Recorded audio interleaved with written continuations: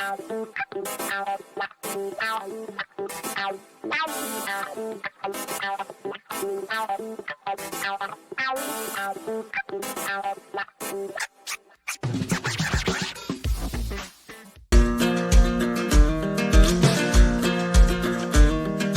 the Nazis and the fascists, that would be Hitler's Nazis and Mussolini's fascists, the Republican Party must be purged.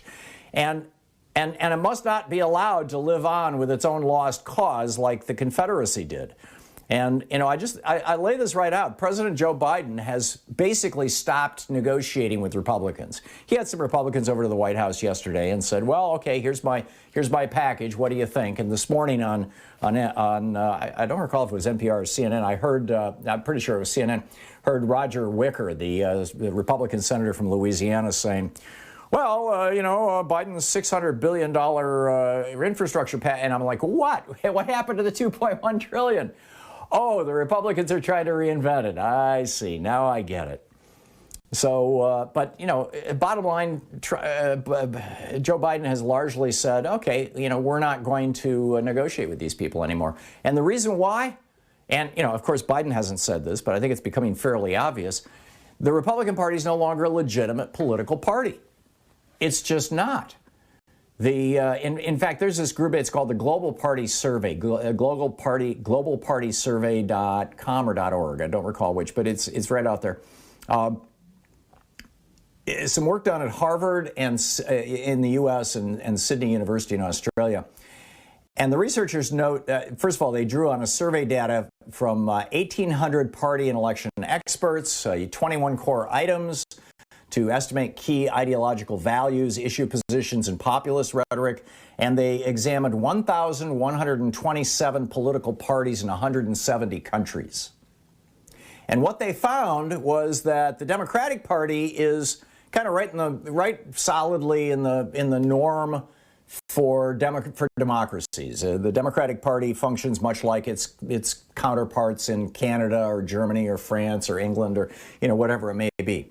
But the Republican Party, today's modern Republican Party in the United States, it is most similar to Hungary's Fidesz party or Turkey's AKP party or Poland's SIP or PIS party, excuse me.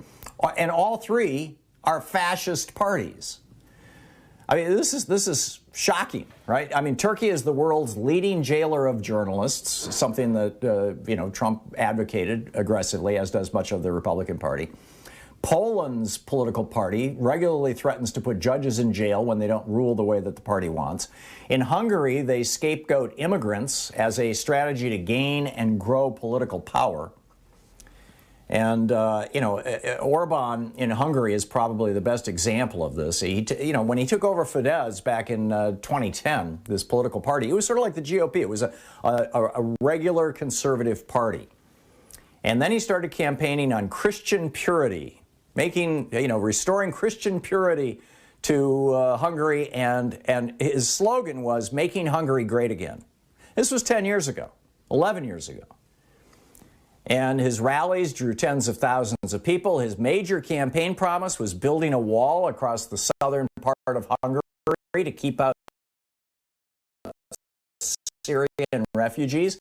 He, by the way, kept that promise. He built that wall.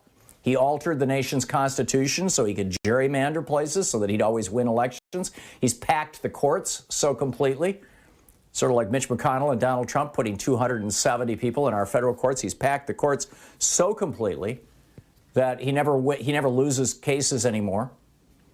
His party has rewritten textbooks to talk about essentially, the phrase, refugees entering the country are a threat because it can be problematic for different cultures to coexist. And then he started locking up refugee children in cages. When the Hungarian Helsinki Committee complained about the children in cages, he said, well, we have to do that because they pose a security risk and endanger the continent's Christian culture and identity. See, he's just saying out loud what the Trumpkins and the Republicans are kind of saying in code. And 5 years to the week before American Nazis rallied in Charlottesville, a bunch of guys in Hungary marched down to the Roma community, the people that used to be called gypsies. Now it's kind of a slur, but if you're not familiar with the word Roma, that's who it was. And after the head of his party had called them animals and vermin, And so it was like a Charlottesville kind of rally, and they, with torches saying, "We will burn your houses down." So how did this happen in the United States? Well, the first step was in 76 and 78, when a new Republican majority, thanks to Richard Nixon on the Supreme Court, ruled that if billionaires or corporations want to own politicians, want to throw money into the political sphere, that's not corruption, which is what we used to call it, or bribery, which is what we used to call it. That is really just free speech. It's not money. It's free speech. First Amendment protected free speech.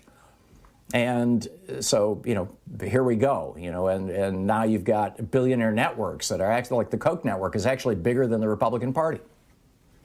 And they do not want their taxes raised to pay for your social programs. The second step was in the 90s when Newt Gingrich arrived in D.C. with his contract on America, which boiled down to basically tax cuts and deregulation. The third step was Donald Trump.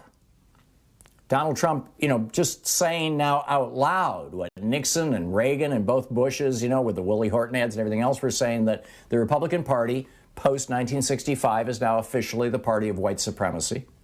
Democratic Party left that behind in 65. And then the fourth step is the classic fascist strategy. It's called the big lie. Mussolini's big lie was that Italy got screwed at the end of World War I, that they really didn't lose. That was Hitler's first big lie, too, or his big lie throughout the thing was that Germany had been stabbed in the back, was his phrase. Stabbed in the back by socialists and Jews who had negotiated the end of World War I. And they stabbed, Hitler went with this. And then Trump came along with his big lie, which is that he actually won the 2020 election, which he did not. He lost it. And the biggest part of his big lie is that there was this massive voter fraud, especially in black cities like Detroit, Philadelphia, Milwaukee, Atlanta. And so now you've got a Republican Party that is so completely controlled by billionaires who don't want their taxes to go up that even really popular programs like COVID relief, they are 100% opposed to. You've got a Republican Party that has now embraced white supremacy, and you've got now, Tucker Carlson pitching the same thing on Fox News. He doubled down last night on his whole great replacement theory that, anonymous forces are trying to, well, this is not his words but mine, but are trying to replace white people in America. Right.